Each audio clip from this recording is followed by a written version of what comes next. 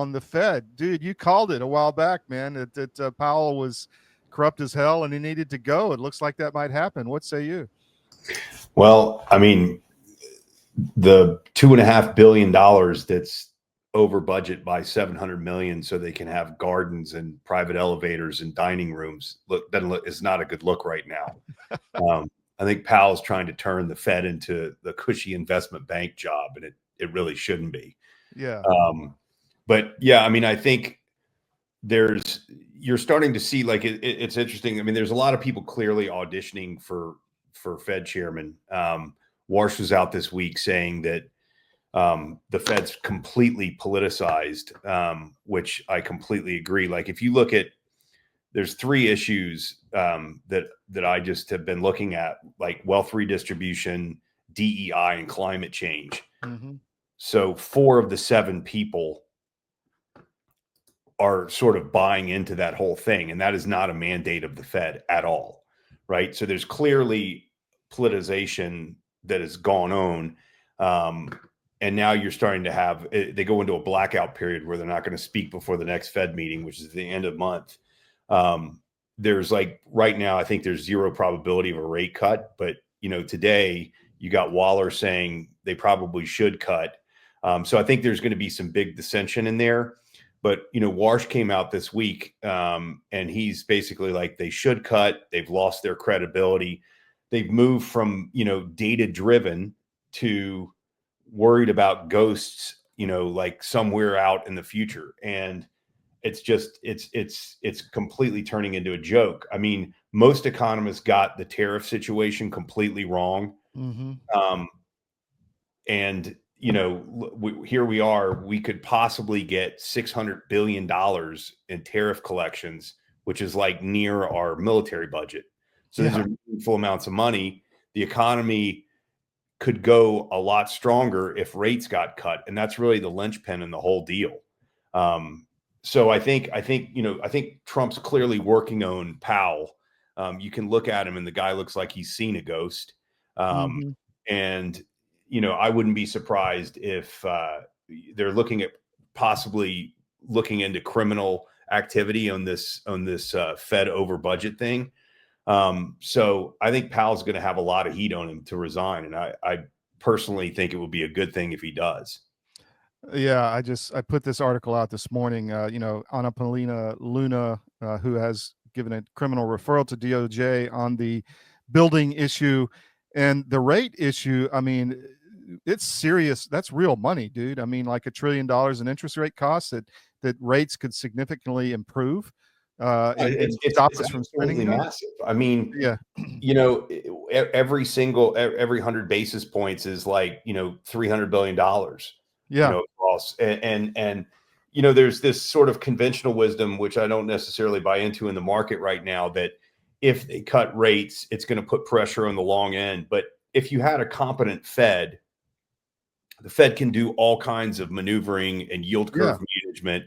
And the real problem with the long end right now is everyone's scared to own it. There's no point in owning it when you can keep your money in short duration stuff that doesn't move. The price yield isn't as significant when the yield moves right the longer into the curve. And I think, Powell letting the bond market collapse, it was down 40% in 22. That's created this like fear to buy long bonds. And that's got to change. And the Treasury's buying bonds back, which they should be doing, like the lower coupon bonds that were issued during COVID. But what really needs to happen, and there needs to be more confidence, like this BTFP thing. They need facilities so that people are willing to take the risk, and it doesn't have to be on the balance sheet of the Fed. And, potentially if rates don't move, then maybe the Fed should get back in and start making moves towards, buying bonds and enforcing value, because the real yields are huge right now. Inflation is definitely coming down. And Warsh pointed out this week that, we're like 50% lower in inflation and they're still not cutting rates. Yeah. Well, it's obvious where they cut before. You mentioned climate change and all that. It's like DOD. I mean, that's not a mission of DOD, but they made it a mission of DOD under Biden. So this is like the last refuge of these agendas, right? In the Fed. Correct. And Yeah. it's interesting because if you get a new Fed chairman, then it moves from 4-3 like the left to Hmm. 4-3 the right. And then I think you can probably get more stuff done. I mean, a lot of these people are career bureaucrats that have never worked. Even Powell doesn't have an economics degree. He's a bureaucrat. Yeah. So What about this jujitsu you were talking about Besant doing at the Treasury by like buying back bonds and just bringing down the debt that way? so And there's a meaningful amount. There's about $1 trillion across all the bonds that have been issued that they could buy back and reduce the amount of outstanding debt by about $1 trillion. So the difference in where they issued it and where it's yeah, currently trading. right. And that, that's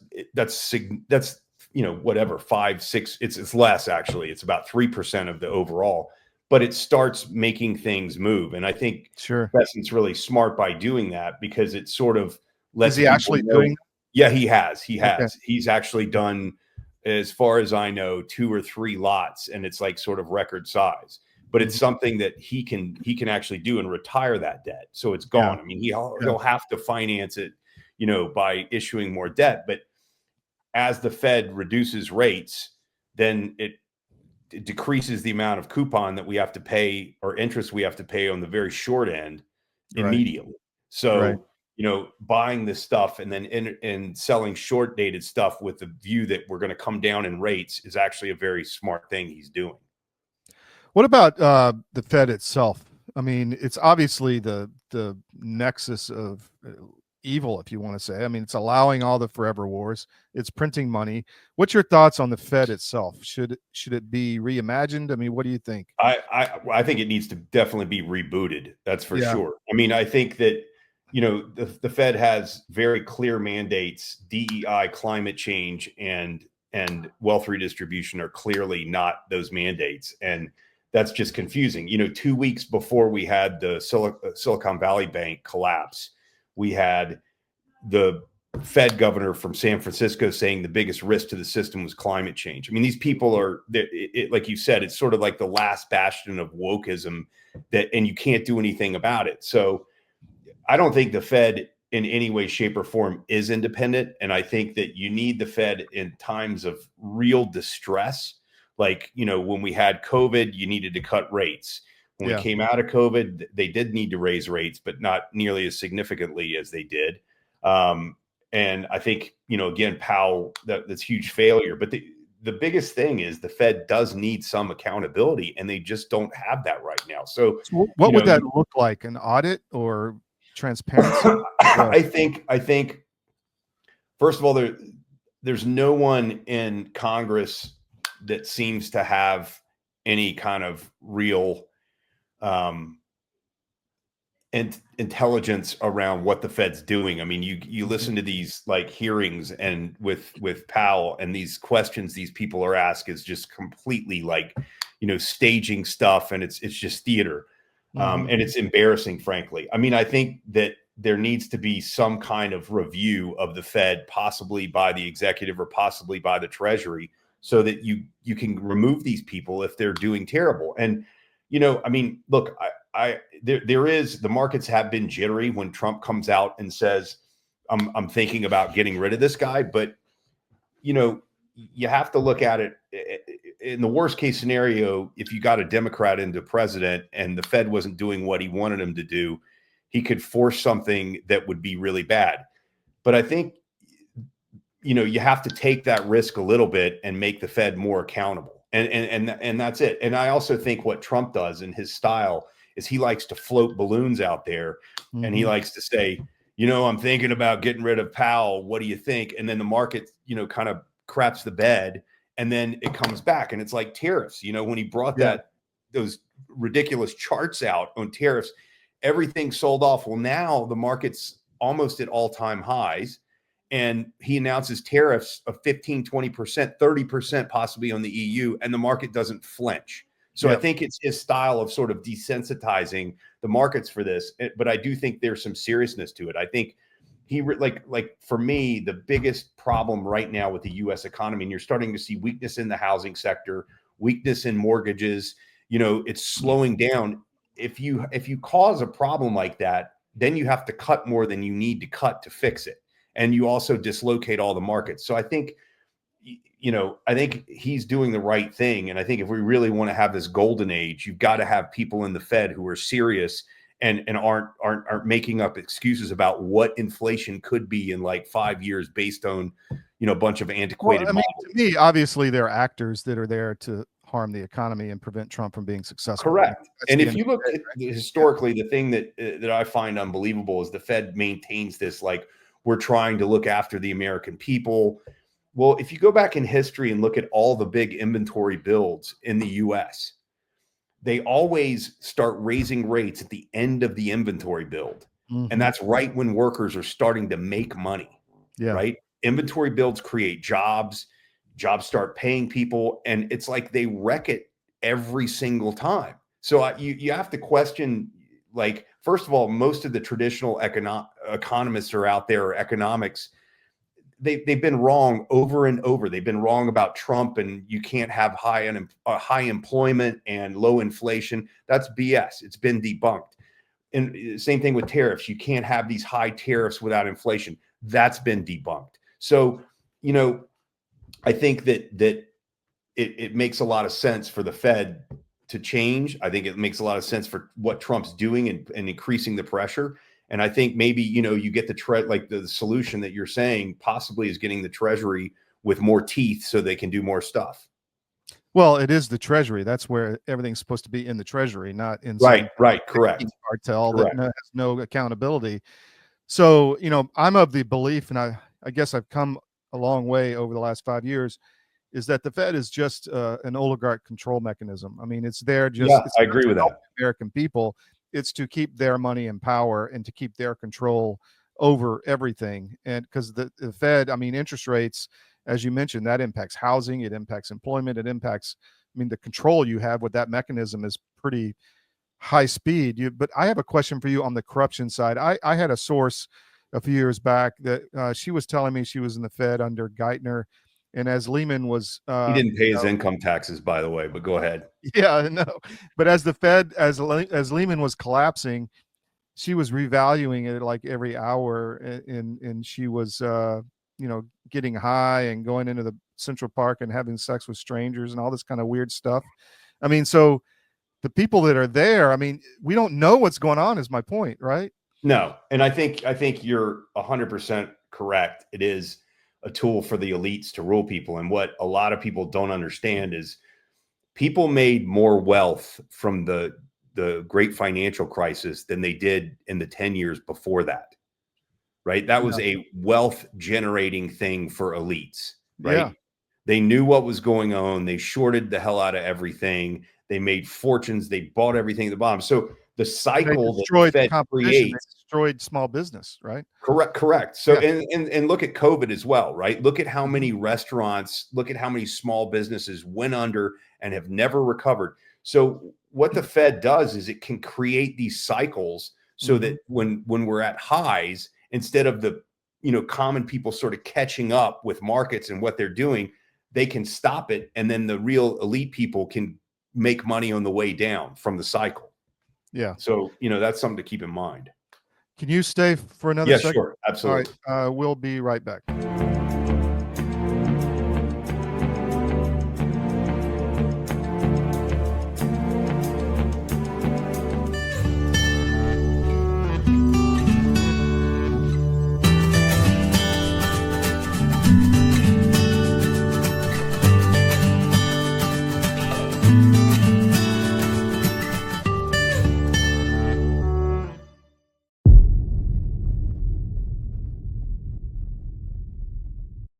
The bird flu is circulating. We're getting more and more press, more fear mongering, more warnings about this.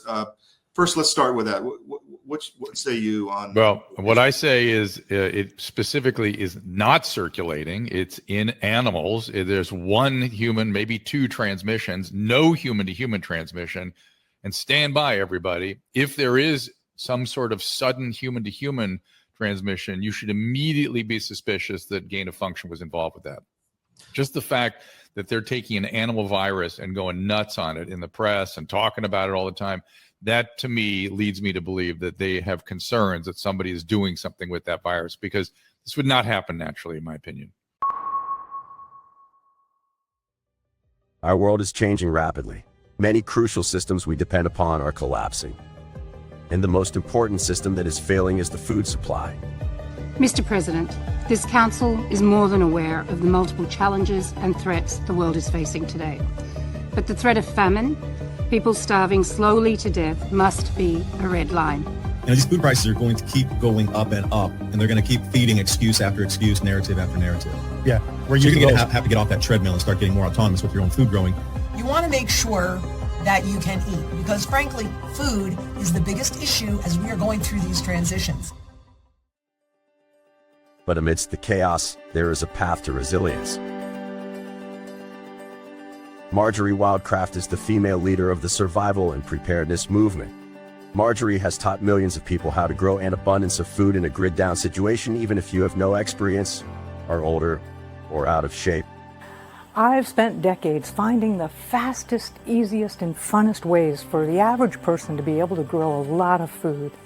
I've created a step-by-step process that's so simple that even kids to elders have been using it in order to grow a lot of their own food. And you can too, even if you have no experience, you're older, or you're out of shape. Growing your own food is like printing your own money. Get started today.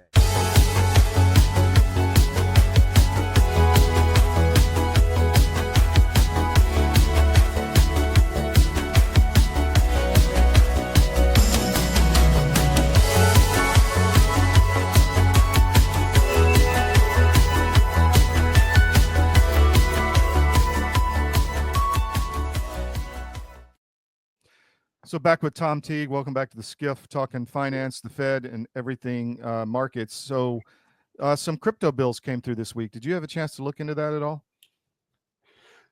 Yeah, a little bit. I mean, I think that it's definitely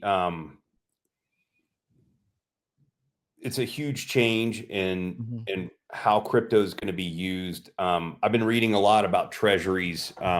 Like these crypto treasuries, like all these companies are starting to buy crypto. I think what, obviously Trump's doing is to make this stuff more mainstream, make it regulatorily easy to transact.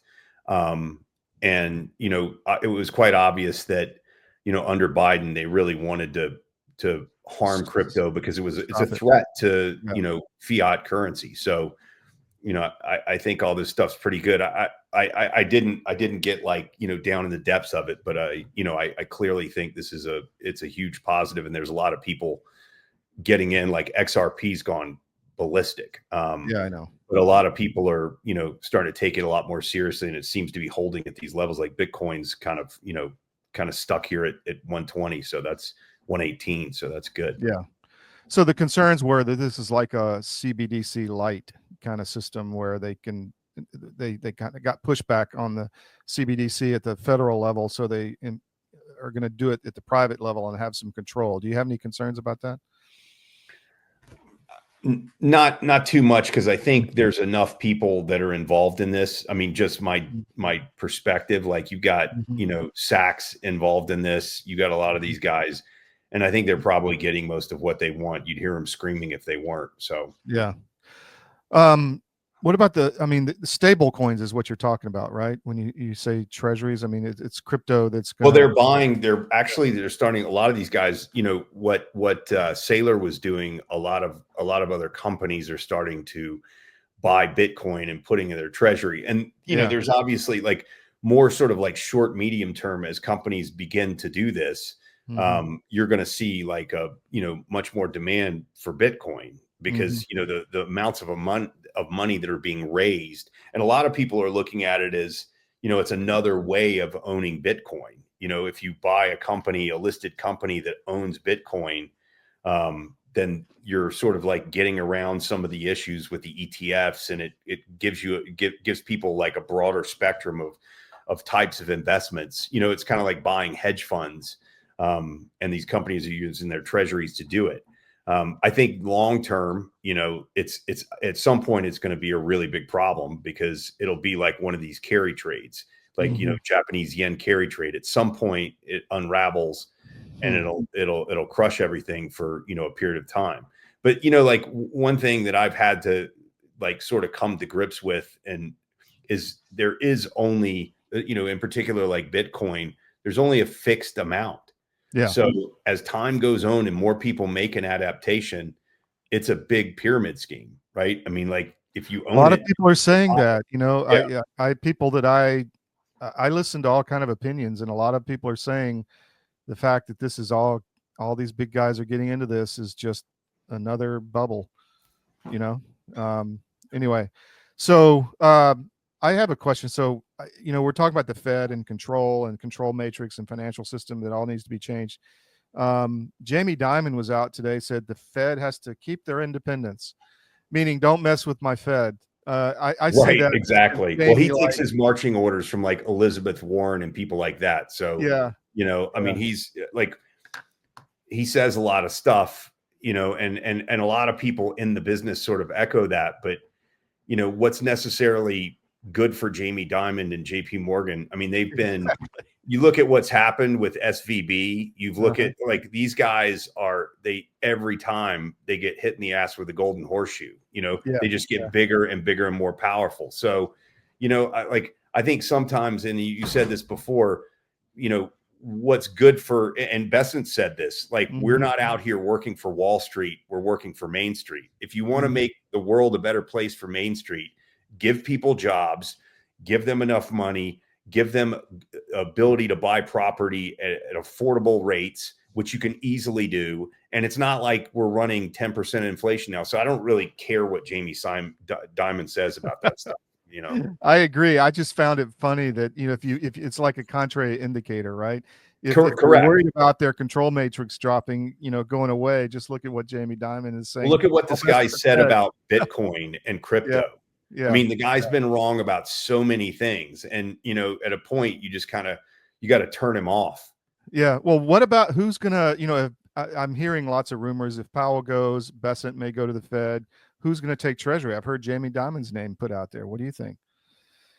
I don't know. I mean, obviously Trump's got someone in mind. Yeah. I definitely hope it's not Lutnick, which I don't think it would be. You mean the guy who lived next to Epstein for years? Yeah, exactly. But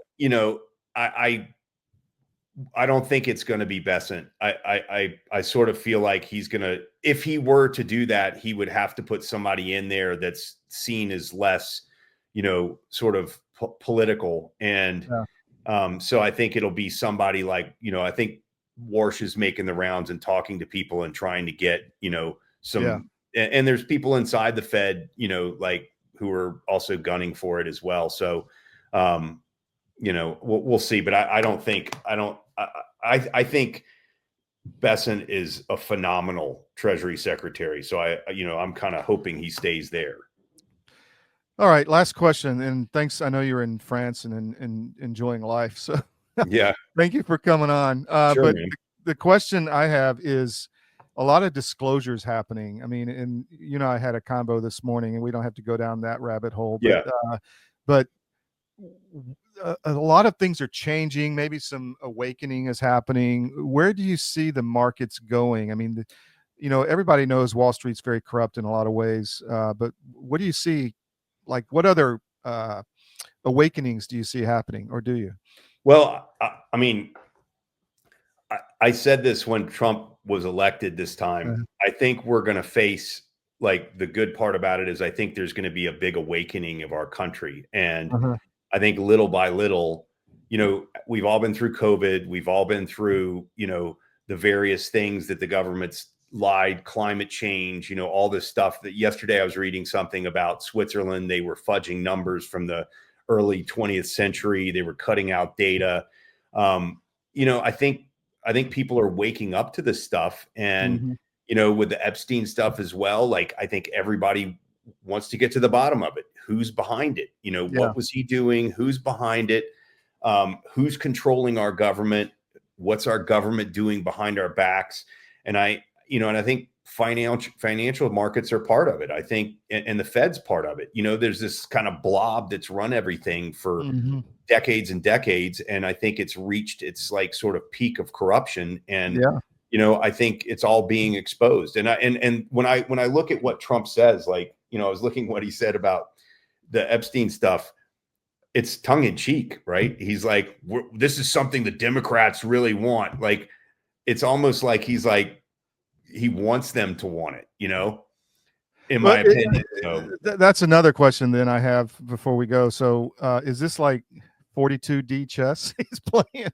I mean, what's going on here with this Epstein stuff, man? I think I mean, I personally have the feeling that he doesn't want to be the one who says, I want to do this. Yeah. But he kind of wants to be forced to do it. Yeah. And so if he can blame it on somebody else, I mean, you gotta figure kind of what's happening, right? I mean, these are the same people, like Bill Barr, his dad was in the OCC. He hired Epstein without a college degree to teach at Dalton School when he was like a headmaster or whatever.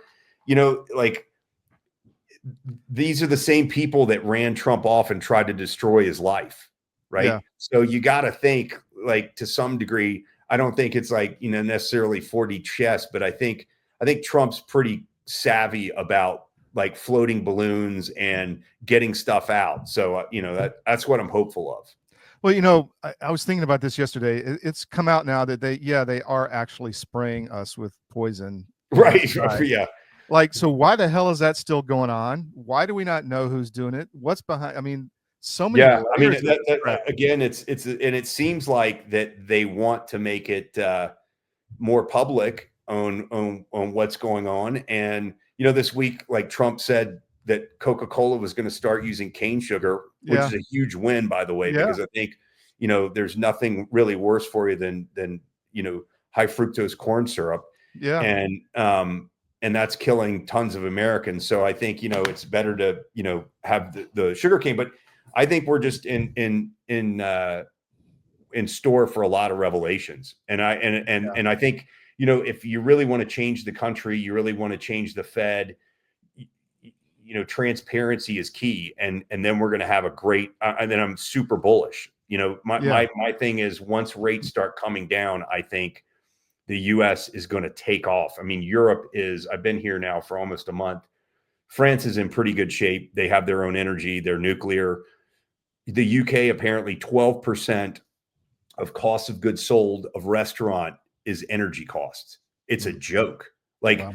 The UK is sitting on massive gas deposits, and they're worried about like having like zero carbon emissions, and they're destroying their economy. There's layoffs. They've got inflation. It's a joke. That's an agenda. Can Europe be saved? I don't know what they've got that's going to get them out of this. Like if you like, so last week, I'll make this quick, but last week people were talking about how NVIDIA is 2 times the entire market capitalization of Germany. Wow. Well, there's a reason for that. NVIDIA is trading like 35 times forward earnings. It's not some crazy pie in the sky thing. Europe has done nothing over the last 10 or 15 years but regulate. China manufactures, and the US like improves. The US comes up with new things, we innovate. That's the word I was looking for. And I think that Europe is getting into this zone where we can turn up our economy. German GDP is like the third largest in the world, but it's like a sixth of what the US is, right? And Germany has, I don't know, like 80 million people. We're like, what is it? 350, 400 million people. I mean, it's a big, wide market there. But I mean, the point is that we've really got the potential. I just don't think Europe does. And unless they decide to move the other way and start cutting taxes and trying to bring tech in and building their own AI stuff and innovating themselves, it's a hopeless situation. No, it's a museum. Yes, correct. So again, last question. What about the beef industry? You're a small cattle farmer. What do you see in that? Do you see a continued pressure to wipe out small farms? Well, I'm hoping with RFK, and it seems like to me he's doing a pretty good job. I'm hoping that they start realizing how important small farms are. Mhm. There's a lot of things they can do with the FDA in terms of the way they regulate the slaughter of cattle, the way that the slaughterhouses are set up. It's harder for small farmers to get in. They have to get in a certain period. There's a lot of it's really, the whole industry is set up for the big sort of producers of beef to go in Yeah. and feed their cows on feedlots and slaughter them within 30 months. There's a lot of stuff that the FDA could do to make it easier for small farmers to sell. And, you know, I'm hoping that's the direction they move in, because it's a lot healthier. You know, you don't have all the additives in the beef. You don't have like liquids added, you know, you know where it's coming from, you know, the source, you know, it's not coming from a boat from Australia full of antibiotics, all this stuff. So Right. I'm hopeful that that's the way they move. I really believe, you know, that's one thing I think is a very good prospect for the U.S. altogether, is that I do believe this administration is trying to make the environment, the playing field, much better for smaller guys. Outstanding. You know, yeah. Tom, thank you. Enjoy France. Hope to got see you in the U.S. at some time in the near future. Absolutely. All right. Take care, my friend.